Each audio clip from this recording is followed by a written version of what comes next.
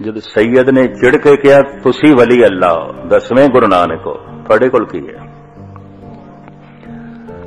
तो हुण कवि संतोख सिंह जी लिखते हैं, सुन सतगुर शमशेर निकासी सब में छठा समान प्रकाशी। महाराज ने मयान चो तलवार कढ़ ली। छठा कहते ने बिजली नूं, इंज चमकी जिवें बदलां दे बिजली। सुन सतगुर शमशेर निकासी सब में छठा समान प्रकाशी। तत छिन बदन पीत होए गए लोचन समुख न करते भय। सारियां दे चेहरे पीले पै गए। ऐ की हो गया। बहादुर शाह ने भी सिर नीवा कर लिया। एक ही हो गया। सतगुरु ने सिरी साहब कढ़ ली, तलवार कढ़ ली। ते सैयद ने सोचिया शायद मेरे ते वार करनगे, ते सैयद दे हाथ जुड़ गए। महाराज मैं ते सिर्फ आप जी नाल बचन बिलास कर रहा सी। महाराज कहने लगे नहीं असी तेनू करामात दिखानी है, हुण तू जबान नाल बोल ते दिखाईए। तेज दीपत सिरी मुकते कहें ए भी करामात एक अहें। देखदा पे फिर बाहर दी दुनिया च शस्त्र एक करामात है। हुण तू बोल ते मैं तेनू इसदी करामात दिखावां। ते हाथ जोड़ी जाए ते जबान नाल कहे महाराज मैं ते सिर्फ आप नाल बचन बिलास कर रहा सी। सतगुरु बहादुर शाह दी तरफ मुखातब होके कहने लगे इहदियां सारियां करामातां जिस दे अगों ठंडियां हो गईयां ने, बहादुर शाह मैं अपनी उम्मत नूं यही करामात देनी है। सूरवीर बनाना है, संत नूं सिपाही बनाना है, सूरवीर बनाना है, गैरतमंद बनाना है, हिम्मतवर बनाना है। कमजोर मुर्दा हुंदा है। बाकी सैयद कोई प्रत्यक्ष प्रमाण नहीं, कोई प्रत्यक्ष प्रमाण नहीं, मैं नहीं दे सकता। हुण जद अवतार भी कह दिन कोई प्रत्यक्ष प्रमाण नहीं, गुरु पीर पैगंबर कह दिन कोई प्रत्यक्ष प्रमाण नहीं। प्रत्यक्ष प्रमाण ते बाहर हो गया, ते बाहर ते पदार्थ है, बाहर ते जो कुछ भी है संसार है, ते बाहर ते जो कुछ भी है दो रंगी है। ये भी मैं अर्ज करते हैं, यक रंगी नहीं। बाहर नूं कहंदे ने काल समा, ते समय दे दो रंग ने। समय च जन्म है, समय दे च मरण है। अकाल दे च ना जन्म है ना मरण। काल दे च हासा है, रोना है, अकाल दे च हासा रोना नहीं है। काल दे च सुख है, दुख है। समा दो रंगी है। समय दे च कहंदे ने परिवर्तनशील है समा, सब कुछ नूं बदलदा है, तब्दील करदा है। वक्त टिकिया होया नहीं, इस वास्ते वक्त किसी नूं टिकण भी नहीं देता, सब कुछ बदलदा है। नफा नुकसान दे विच बदलदा है, नुकसान नफे दे विच बदलदे ने। समा दो रंगी है। मनुख जद याद दे च आउंदा है तो पता है किस दी याद आउंदी है? बीते हुए सुखां दी याद, बीते हुए दुखां दी याद, बीते हुए नफे दी ना याद, बीते हुए नुकसान दी याद। याद किस दी आएगी? कैसे दी आएगी? बगौर मुताला करना। कुछ मिलिया सी याद आवेगा, कोई बिछड़ गया याद आवेगा, किसी तो चोट लगी सी याद आवेगी, किसी तो खुशी मिली सी याद आवेगी। याद ते इसे दी हुंदी है। भूतकाल दे जांदा है समा, भूतकाल गुजरे होया। समा जो आण वाला ओदी चिंता, सुख मिले दुख ना मिले,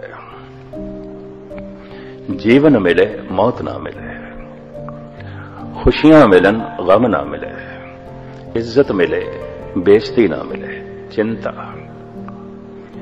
यादां भूतकाल दियां, चिंता भविष्य दियां।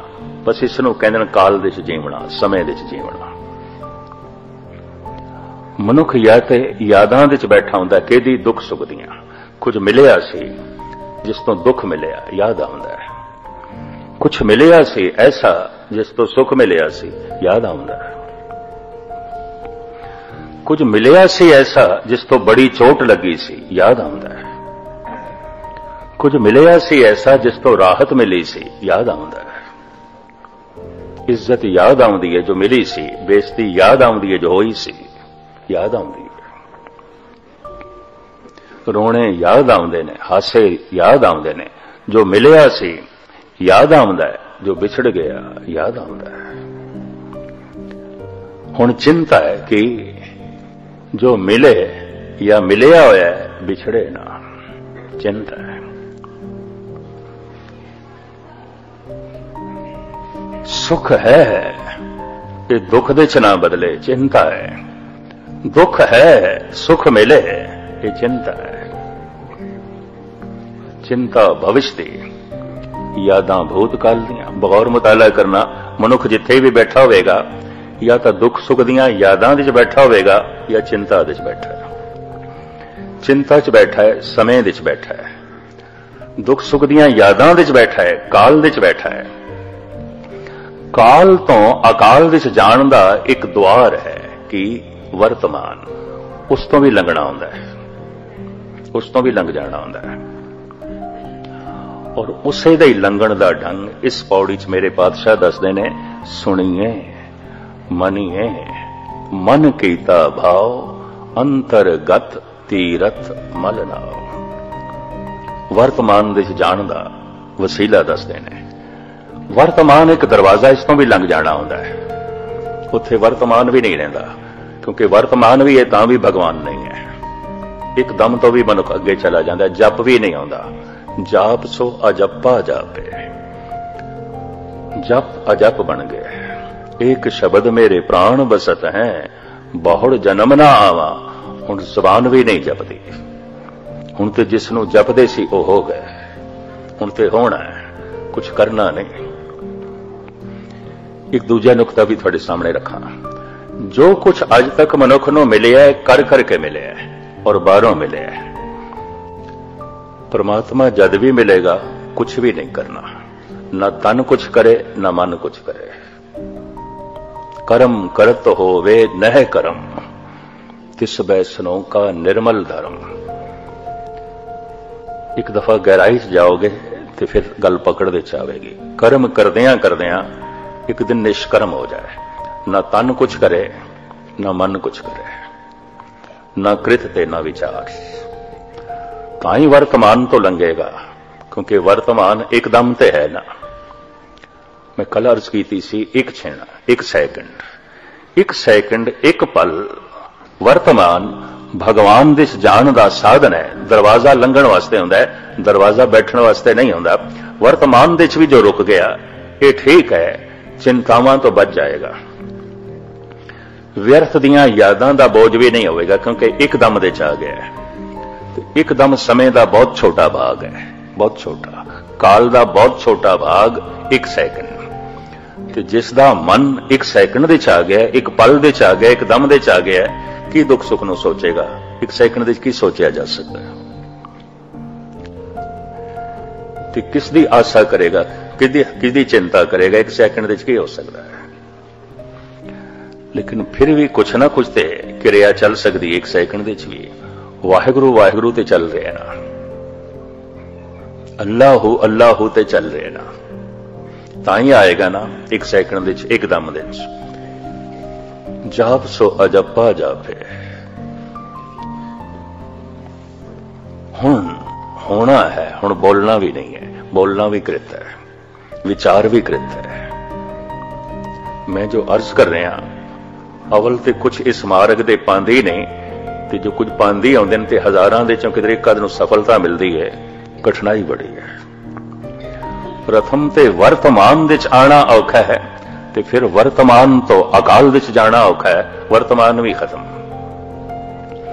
काल तो अकाल दे च जाण दा रस्ता है वर्तमान। वर्तमान दरवाजा है। पर जो वर्तमान दे च भी आ गया, कम से कम परमात्मा दे दर ते आ गया है। करीबन करीबन जिथे गुरु नानक ने 3 हिस्से दसे ने वर्तमान तो लंघण दे, सुनिए मनिए मन कीता भाव। पतंजलि भी यही कहता है, जिसने जोग मत नूं जन्म दिता, वह भी कहता है धारणा ध्यान समाधि। उपनिषदां दे ऋषि इस नूं कहंदे ने कर्म कांड, उपासना कांड, ज्ञान कांड। ज्ञान प्रकाश, हुण उस प्रकाश दे जीवना है, कुछ करना नहीं है, होना है। साहिब इसनूं 3 भागां दे बयान करदे ने। सुणीए, मनीए, मन कीता भाव। भाव दे विचार नहीं आउंदे, जज्बियां च विचार नहीं आउंदे। भावकता मन तो भी पार, ते जद मन तो पार हो गए, विचार तो पार हो गए, शरीर तो ते पार हो ही गए, मन तो भी पार हो गए। मन तो पार हो गए, विचार तो पार हो गए, मन तो पार हो गए, कर्म तो भी पार हो गए। कर्म करत हो वह नए कर्म। लेकिन शुरुआत तो इस तरह ही करनी पैगी ना। आ कर्म तक पहुंचने वास्ते कर्म, पर सारी जिंदगी कर्म करता रहा है, आ कर्म तक नहीं पहुंचे, अजे दरवाजे तक नहीं पहुंचे, रस्ते च ही है। ते रस्ते च चल चल के लोग थक देन तो फिर रस्ते भी बदल देना है। यह भी मैं अर्ज करा, इस गुरु तो कुछ नहीं लभ्या, उस तो शायद लभे, इस तीरथ तो कुछ नहीं मिले, शायद उस तो मिले। लोग रस्ते भी बदल देने। तो जिंदगी बड़ी सीमित है, रस्ते बदलदे एक दिन जिंदगी रस्ते च ही खत्म हो जाती है। एक आलम ने बड़ा सोहना कहा है, सोते में कट गई, कुछ आहों में कट गई, रोते में कट गई, कुछ गुनाहों में कट गई।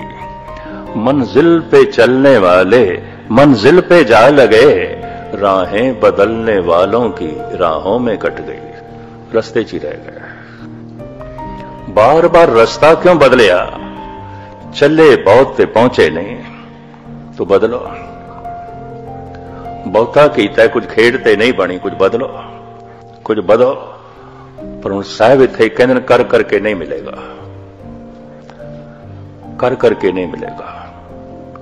ते करना दो तरह का होंदा है। शरीर के तल ते कर्म कृत प्रगट होंदी है, मन के तल ते कर्म विचार प्रगट होंदे ने। विचार ते कृत दोहां तो पार जाना है। कृत ते विचार समय दे मनुख नूं रखदे ने, काल दे रखदे ने। अकाल दे कृत नहीं है, कर्म नहीं है, होना है। समाधि दे बस होना है, कुछ करना थोड़ी है। ज्ञान दे सिर्फ जीवना है, भावना दे सिर्फ होना है, उत्ते महारस है, उहदे च डुब जाना है। यह भी मैं अर्ज करा, शब्द होर ते कुछ मैनू लभदे नहीं पे। काल समा, काल दे दो कर्म आउंदे ने। काल दे घटनावां दो तरह दीयां घटदियां ने, जन्म है, मरण है, सुख है, दुख है, हासे ने, रोने ने। ये सब कुछ काल दे होणगे। शुभ कर्म होवेगा, पुण्य होणगे, पाप होणगे, सब समय दे होणगे। अकाल दे ना पाप ना पुण्य, यह भी मैं अर्ज करा, दोहां तो परे। इस चक्कर च ना पैना संत पुण्य करते हैं, संत पुण्य पाप दोहां तो परे चले गए ने। होर तो शब्द मैनू कोई लभदे नहीं पे। संत पुण्य नहीं करता, पाप ते करता नहीं, पुण्य भी नहीं करता। क्यों? वो उत्थे पहुंच गया जिथे ना पाप दी पहुंच है ना पुण्य दी पहुंच। कर्म करत ओ वह ने कर्म, तिस बैसनो का निर्मल धर्म। दीवा जगाण वास्ते कर्म कोई करदा पिया, तेल इकट्ठा करदा पिया, दीवा किधरों लेना है, वट बनानी है, फिर माचिस दी डब्बी किधरों लभनी है, फिर जल गया, हुण ते रोशनी दे जीवना होंदा है, हुण कोई कर्म थोड़ी है। कर्म कांड, उपासना कांड, ज्ञान कांड, ज्ञान दे जीवना होंदा है। धारणा, ध्यान, समाधि। पहले कुछ धारणा, किस दे ध्यान जोड़ना है। धारणा, ध्यान, समाधि, पतंजलि इंज कहते हैं। गुरु नानक इसे नूं बयान करते हैं, सुनिए, मनिए, मन कीता भाव। तो जितने सौखे शब्द ने, इतनी खेड़ सौखी नहीं है, नहीं है। चांगा मैं सी, मैं ज्ञानी जी नूं भी कहा सी, इस पौड़ी नूं समाप्त कर दें, अगे चलांगे। पर हुण जे मैं तुहानूं इतना ही कह दियां, शब्द सुनना है ते मनना है ते मन दे च भाव करना है, तो भाव भी करना हो गया, वो भी कर्म हो गया। नहीं, खेड ये नहीं है। भाव दे च जीवना है, भाव दे च विचार नहीं आते, मन नहीं कम करता।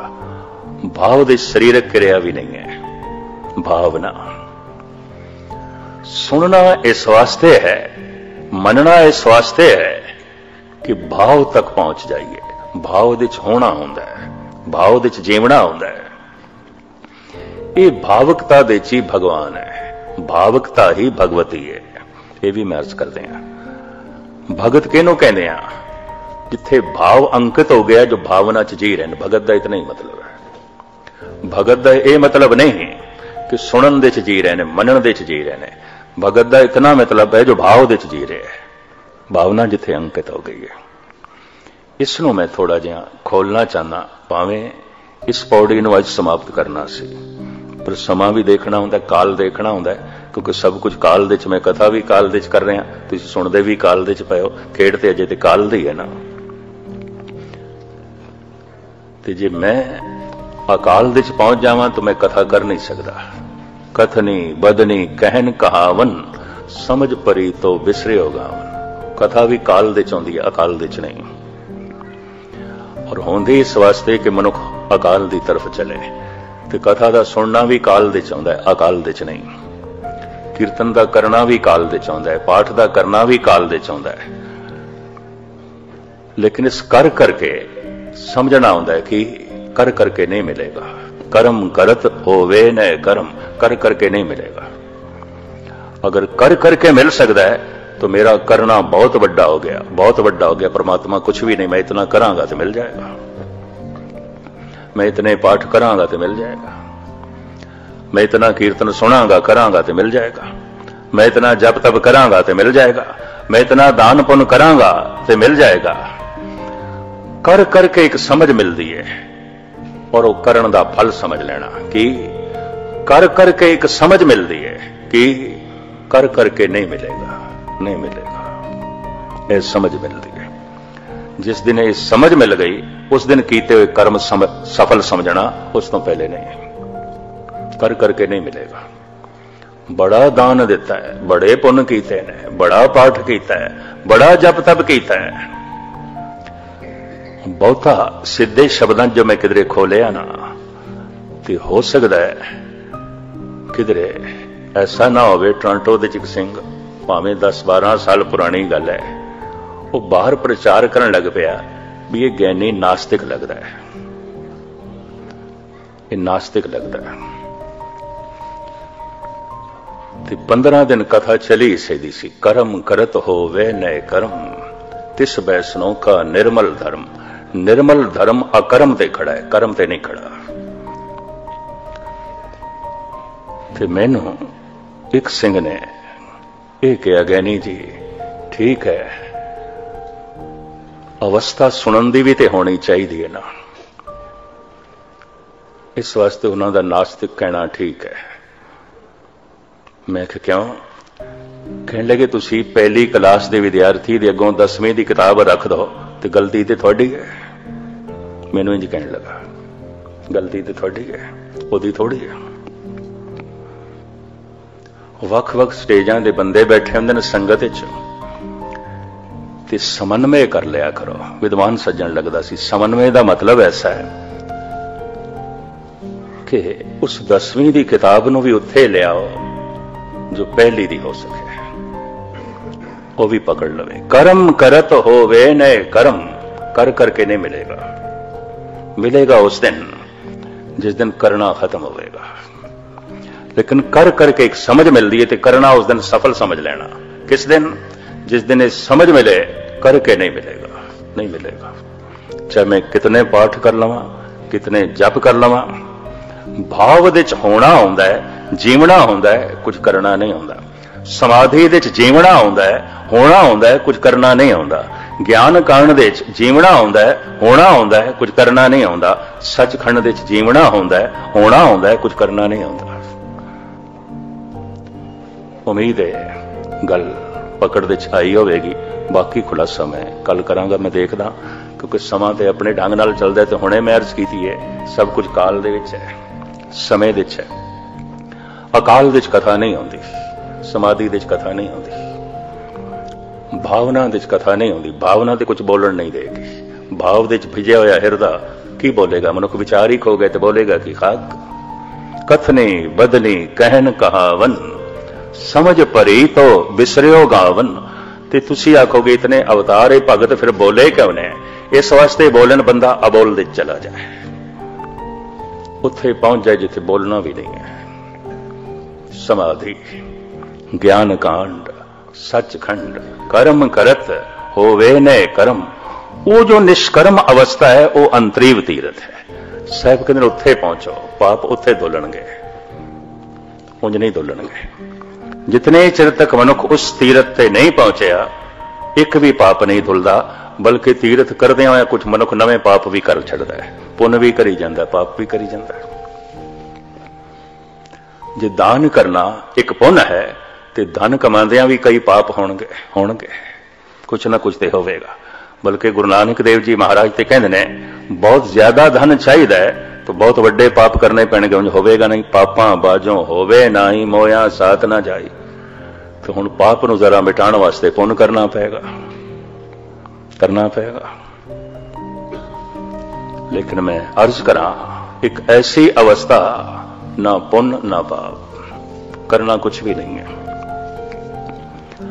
पुण्य कर करके, जप तप कर करके, पाठ कर करके, कीर्तन कर करके, सुन सुन के उस अवस्था तक पहुंचना है। एक मिनट दे चावना है तो एक मिनट दे कोई लंबी चौड़ी मनुख बाणी नहीं पढ़ सकता, पूरी कुरान शरीफ नहीं पढ़। एक मिनट की कर सकता है?